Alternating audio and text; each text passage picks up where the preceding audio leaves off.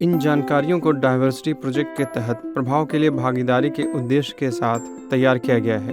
प्रभाव के लिए भागीदारी पोर्चुगल सोशल इनोवेशन, आगा खां संस्थान, आगा खां फाउंडेशन, पोर्चुगल और पुर्तगाल के स्थानीय स्वास्थ्य अधिकारियों के साथ उनके मार्गदर्शन में स्वास्थ्य पेशेवरों और विविध मूल के ग्राउंड इंस्टिगेटर्स के द्वारा लिखा गया है। इन जानकारियों का उपयोग सामुदायिक अनुसंधान के लिए किया गया है।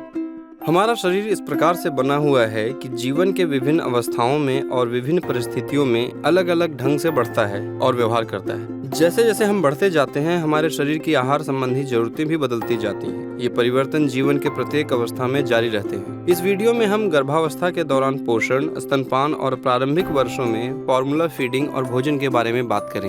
अन्य खाद्य पदार्थों से बच्चों का परिचय इस प्रकार होना चाहिए।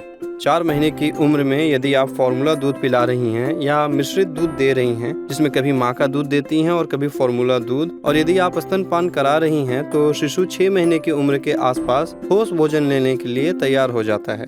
जब बच्चा ठोस आहार लेने की उम्र में होता है तो प्रतिदिन एक बार निम्नलिखित में से कोई एक स्तनपान या फॉर्मूला फीडिंग का विकल्प हो सकता है, जैसे फल, सूप या बारीक मसली हुई सब्जियां, मांस या मछली और दलिया।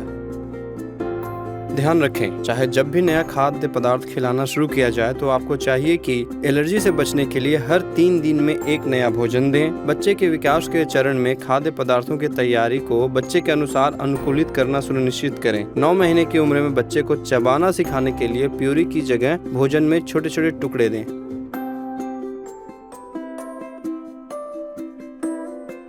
बच्चों को सब्जियां और दालें खानी चाहिए। पहला सूप या मैश की हुई सब्जियों की प्यूरी बिना नमक या मसाले के और आलू, गाजर या कद्दू का इस्तेमाल करते हुए बनाई जा सकती है। हर 3 दिन में नई सब्जियां, दालें और अनाज धीरे धीरे करके बच्चों को देना शुरू किया जा सकता है।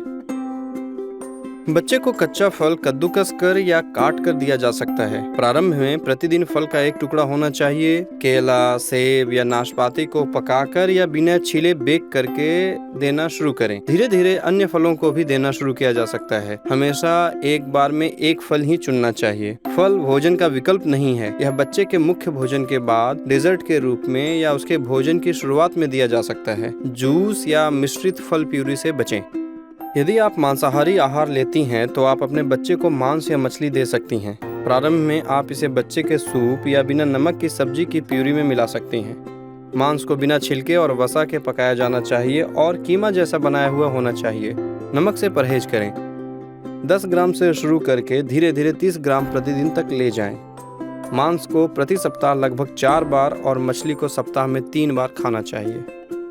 अंडे को धीरे धीरे बाद में देना शुरू किया जाना चाहिए। पहले सप्ताह के दौरान आधी उबली हुई जर्दी देना शुरू करना चाहिए, फिर दूसरे सप्ताह में पूरी उबली हुई जर्दी और अंत में तीसरे सप्ताह में एक पूरा अंडा देना चाहिए। 9 महीने की उम्र से सूप और पके हुए भोजन की मात्रा धीरे धीरे बढ़ानी चाहिए। साथ ही धीरे धीरे अन्य ठोस खाद्य पदार्थों को भी देना शुरू करना चाहिए।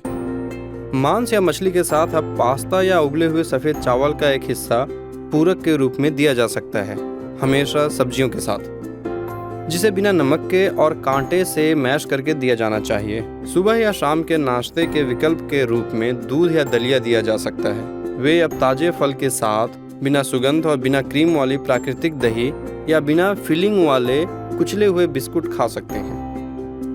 12 महीने की उम्र तक शिशुओं को मुख्य रूप से बोतल के बजाय कप या प्रशिक्षण कप से पीना चाहिए। वे अब अपने परिवार के खान पान की व्यवस्था के अनुसार भोजन लेने की शुरुआत के लिए तैयार हैं। ठोस खाद्य पदार्थों के साथ बच्चे की आहार की व्यवस्था बच्चे के भविष्य को निर्धारित करती है, क्योंकि जीवन के पहले 2 वर्षों के दौरान ही जीवन भर के लिए खाने की आदतें स्थापित हो जाती हैं।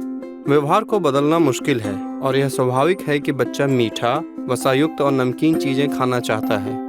इसलिए यह देखभाल करने वाले वयस्कों पर निर्भर है कि वे इससे बचाएं, क्योंकि बच्चे के पोषण और उन्हें स्वस्थ रखने के लिए वे जिम्मेदार हैं। प्रारंभिक वर्षों में मोटापे को स्वस्थ आदतों और स्वस्थ भोजन, सही नींद और शारीरिक व्यायाम की सही दिनचर्या के माध्यम से रोका जा सकता है और इसका इलाज किया जा सकता है। इन आदतों को बच्चों और उसके परिवार दोनों को बनाए रखना चाहिए।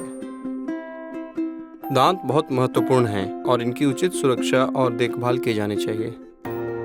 पहले दांत से लेकर जब तक आपका बच्चा 3 साल का नहीं हो जाता, तब तक आपको फ्लोराइड टूथपेस्ट के एक छोटे से स्मेयर के साथ कोई नरम टूथब्रश या नरम वेवी टूथब्रश का उपयोग करना चाहिए। 3 से 6 वर्ष की आयु तक आपको बच्चे के दांत के ब्रश करने की निगरानी करनी चाहिए।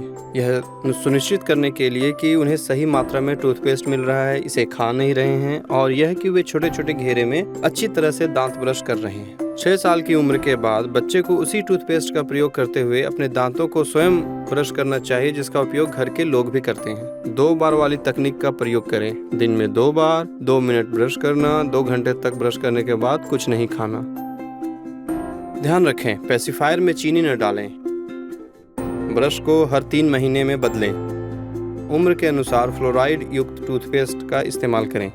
बच्चे के लिए दंत चिकित्सक से मुफ्त परामर्श पाने के लिए दंत चिकित्सा वाउचर शेक डेंटिस्टा प्राप्त करने के लिए विद्यालय या पारिवारिक चिकित्सक से बात करें। प्रारंभिक वर्षों में भोजन बच्चे की जरूरत के हिसाब से दूध छुड़ाने और स्वस्थ पोषण देने के बारे में और अधिक जानने के लिए यहाँ क्लिक करें।